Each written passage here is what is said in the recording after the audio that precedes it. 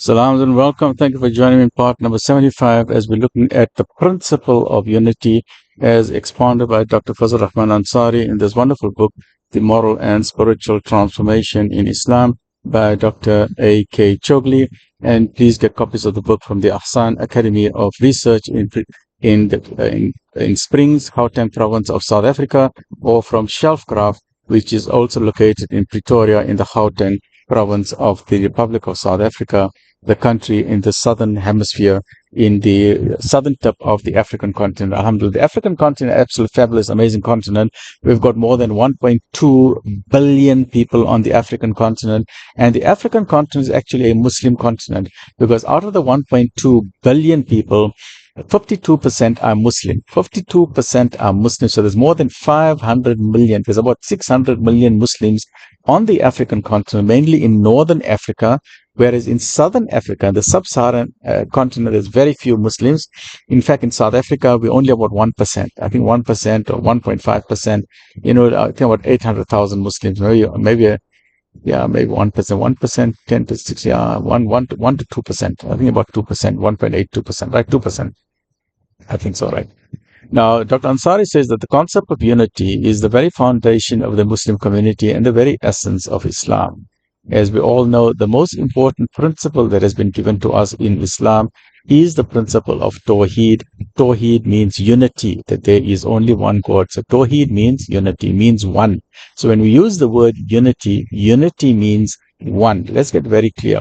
Unity means one. It means an integral whole. And that's where we get the concept of integrity. When we say a person has got integrity, it means that the person, what he says and what he does is the same thing. It's one thing. He says one thing and he says another. He does the same thing. That's called a person of integrity. He's one. He speaks with one voice. Whereas a person who does not have integrity, he says one thing and does another thing. You already got two. So a person who's got no moral integrity, he says one thing, he does another thing. But the person with the highest integrity is one. His speech and his actions are the same. That's where the word integer, a mathematical word, comes in. Integer, a whole number, one number, or in integral component, one. And the word Tawheed means unity, which means one, right? So when we say that Tawheed means unity, unity does not only refer to the fact that God Almighty, Allah subhanahu wa ta'ala, is one. Tawheed is a very, very broad concept. The concept of unity, it means the concept of one, is a very, very broad concept and is a mathematical concept on which the entire foundation of the universe is based. So Tawheed is the basis of the philosophy of life in Islam. It means that Allah subhanahu wa ta'ala, the Creator, Supreme God, most merciful, is one. It means Ahad. Ahad, right? And the word Ahad is a very powerful attribute. Whenever you make a dua, you say, Ya Ahad, Ya Samad, the eternal, the absolute, right? Who is one. And you make that, your dua is accepted. You say, Ya Hayyu, Ya Qayyum, your dua is accepted, alhamdulillah, right? Therefore, all mankind is one family. So when you say that God is one, it means all of mankind is one family. Two groups are possible in this one family, but both are concentric circles. That is rallying around the same center of humanity itself. About these two groups, the Quran tells us in chapter number 18, verse number 29, where the Quran says, whoever wants to be a believer, let him be one. Whoever wants to be a disbeliever, let him be. Right? So in very simple terms, this is how humanity is based on, right? So we have the principle of unity. That means everything is one. The principle of unity, the word unity means one. Right? Very simple concept. I like to keep things simple, back to basics, right? I don't like complicated things. If something is complicated, I break it down. I break it down until it is simple to understand, right? So what it simply means, follow what I'm saying. The principle of unity simply means that everything is one, God is one. So God is one, very important concept. So please understand it very clearly. So I'm talking to my Gen Z, I'm talking to the youth who are still struggling, who are growing up, going to madrasa, going to school, whether Muslim or non-Muslim. Please remember a very fundamental concept in life. The basic fundamental concept in life is that God is one. Yes, you will read history textbooks. You will read about Greek mythology. There is the God of the clouds. There is a God of lightning. There's Zeus. Then there's a God of love. Then there's a god at the Atlantis Ocean, deep in the ocean. Then there's a god of the trees. These are all mythical creatures. These are all made up stories. Those are not gods. Those are all made up stories. Then they say there's a god of the tree, or the tree is a god. Some people worship a tree. Some people will say, no, the river is a god. They will worship the river. That is wrong. Some people worship an animal. That is wrong. Some people worship this or that or that. All of that is wrong. Just remember, God most merciful, the Creator Supreme, no one has seen the Creator. He is in the heavens. If anything is on earth, very simple rule. If anything is on earth, never ever worship anything from the planet earth.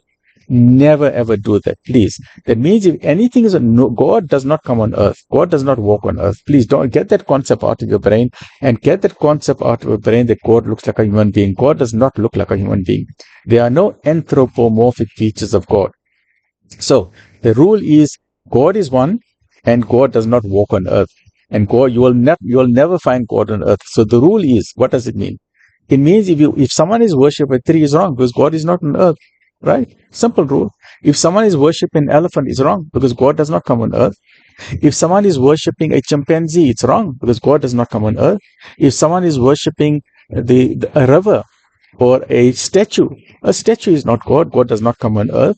So a very simple rule is, and if someone is worshipping a saint is not God, because if a saint walks, if anyone is walking on the planet earth, if anyone is human being, never ever worship that person is not God. That means that we as Muslims, we don't worship Muhammad, peace and blessing be upon him. He is not God. We don't worship Jesus. Jesus is not God because Jesus walked on the earth like a human being. Jesus came out of the womb of his mother. He is not God. Muhammad sallallahu alaihi wasallam is not God. Moses is not God because Moses walked on earth. Solomon is not God. He walked on earth. A saint is not God. So anything that is on earth, that is not God. Yes, there will be some people who will worship. They will worship Jesus as God, but that is not right. They will worship a river to say that river is God. That is not right. But I'm not condemning people. There are people who will do that. We say, that is your faith. You want to continue with that? That is, you will be answerable for what you are doing. But God in His mercy will ask you a question that He's given you such a magnificent, intelligent brain. You are an intelligent person. Why are you worshipping a statue? Why are you worshiping a human being who walked on earth? Why are you worshipping a river? Why are you following your parents or grandparents who could have been mistaken? They could have been wrong in what they have been doing.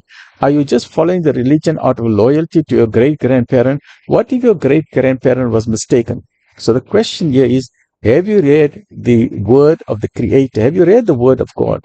And the only word of God available on the planet today that has not been changed from the first letter to the last is the Quran, and this is a historical fact. Nobody can deny that. Because 200 million Muslims throughout the world have memorized the entire Quran from cover to cover, first word to last word, from the first paragraph to the last paragraph without adding a single letter into it. So nobody can say that the Quran has been changed. And this is an absolute guarantee. So I'm encouraging you, get a copy of the Quran and read. Right. So basically two important concepts. One is the principle of unity, that God is one, that mankind is one. But mankind, is what the verse of the Quran tells us, mankind is divided into two main categories. They are the believers and then there are disbelievers. Those who believe that God is one and those who don't believe that God is one. And there are others who deny God altogether. They form under the category of the disbelievers. So the disbelievers are the polytheists, the pantheists, the agnostics, the atheists, those who are not sure whether God exists or not, or those who deny God. But the believers are those who say, yes, God is one, this is Tawheed. Yes, believe in God, the Creator Supreme. He is not two, He is not three, He is not four, He is not 10. God is one. Now, amongst the believers is the Ummah of Rasulullah Sallallahu Alaihi Wasallam, which is one. The Ummah is one. But over the ages, the Ummah has fractured itself to form different groups. So the Ummah is no longer one as it should be, whether it is Sunni, Shia, or the various madhabs, or the various, I don't know the various movements. Look, I'm very ignorant on this, so please maaf if I make a mistake. Like there's a Salafi movement, or this movement, or that, I don't know the details, so I don't want to go into it, right? So for some other reason, there are some fractures in that community, and I don't know why. I've also seen, if you open any newspaper today, you read any news article, you'll find some Muslim nations attacking other Muslim nations. I don't know why. I don't know why this is happening. That means there's even fighting amongst Muslims themselves. One Arab nation will attack another Arab nation, or one Arab nation will join the enemy and they will attack another Arab nation. Muslims are fighting with Muslims. I don't know why. That means it is no longer an ummah. The ummah has been fractured. Now, put a line here. Let's look very briefly at the time of the Prophet sallallahu alaihi wasallam. At the time of the Prophet sallallahu alaihi wasallam, there weren't different groups. There was just a group called a Muslim, right? Let us say the Prophet sallallahu alaihi wasallam had to invite people to the Battle of Badr. They made an announcement, I want to go to the Battle of Badr. Did people say, now, let me just talk about four main groups. Let's say there's Sunni, Shia, Salafi, and Sufi. I don't know the details. There's probably more groups, and you know probably more, but I don't want to debate about it. If I make a mistake, I'm apologizing, right? I'm just using this as an example because I've heard of some groups that are called Sunni. I've heard of some groups that are called Shia. I've heard of some groups that are called Salafi. I've heard of some groups that are called Sufi. So I'm just using this because it's easy for me to remember there's four S's. S for Sunni, S for Shia, S for Salafi, and S for Sufi. Right. Now let's say Nabi Sallallahu Alaihi Wasallam is the Battle of Badr coming. And he says, I need people to join me. Did the people say, I'm Sufi, or I'm Sunni, or I am Shia, I am Salafi, or I am Sufi? No. They just say, we are Muslims, yes, we are joining you. Khalas. There weren't even any madhabs. There was no Hanafi madhab, no Shafi madhab. There were no madhabs. There were no this way or that way. There was no, my sheikh said this or my sheikh. They didn't have meetings to say, the minute Nabi Sallallahu Alaihi Wasallam said, come join me, they said, we are there. Khalas. But within that community, there were like fan clubs. There were those people who loved Ali radiallahu anhu. So they were fans of Ali radiallahu anhu. There were people who loved Uthman radiallahu anhu. They were fans of Uthman radiallahu anhu. And there were also the Sufis. Who were the Sufis? The Sufis were the people of the bench, the Ahl al-Sufa. They were the very poor, the ascetic people, the Zuhud. They were the Sufis. They used to just pray all the time. They used to make zikr all the time. They used to meditate. They were the top students in the University of Nabi Sallallahu Alaihi Wasallam because they were in Masjid Nabawi. So there were Sufis there. There were Sunnis there. There were the Salafis, the Sahaba. They were all there. But they did not give themselves names. They did not put labels on them. They just said, we are Muslims. The only ones. So when Nabi Sallallahu Alaihi Wasallam called them, they all came together. The only ones who caused the fracture were the hypocrites. And let me explain why, and you know the answer. At the Battle of Uhud, when the 3,000 people from Mecca came to attack Medina, the Nabi Sallallahu Alaihi Wasallam went with 1,000 people from Medina to face the enemy at the battle at the mountain of Uhud. What happened? Abdullah ibn Ubay, the hypocrite, the chief of the hypocrites, he said, this is not for me. I'm going back to Medina. But he did not go back alone. What happened? His fan club went with him. His fan club, 300 of the hypocrites went away with him. So they caused a division. They no longer said we are Muslim. They did not say the Prophet called us.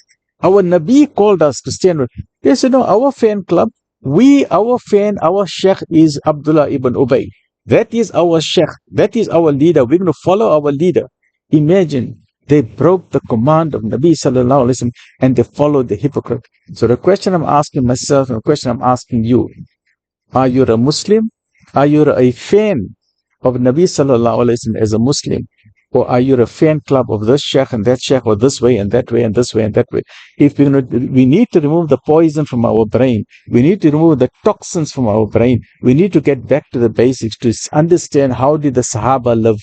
They did not live in this conflicts. We need to have unity between the Sunni and the Shia and between the Salafis and the Sufis. We need to have an understanding. Yes, there are people who have gone way off, and we can see it, that some people have gone way off. But instead of condemning them, why don't we have Muslim think tanks to say, people, what are we doing wrong? But we do it with respect, we do it with gentleness, we do it with kindness, we do it with love. Not only local think tanks, global, international think tanks. Why can't the Sunni and the Shia sit down around a table to say, okay, we agree on 95% of the things, let's come to common terms. The Quran says, come to common terms between us and you. What are the common things between us? The common things, we all say, La ilaha illallah. Isn't that very important? The common thing, we all love Nabi Sallallahu Alaihi Wasallam. Isn't that very important? The common thing, we all pray Salah, we all go for Hajj, we all pray Zakah. Aren't that common things? So let's try and find common things. Once we try and find common things, the differences, we say, okay, you know what? The differences, you do it your way, I do it my way, let Allah be the judge. Alas, why are we fighting? Allah did not tell us to be the judge. Allah is the judge. I'm not the judge, you're not the judge. But yet we find, people want to just fight and we are fracturing the community. Please, man, sir, we need to have unity. Stay well, look after yourself. Alhamdulillah.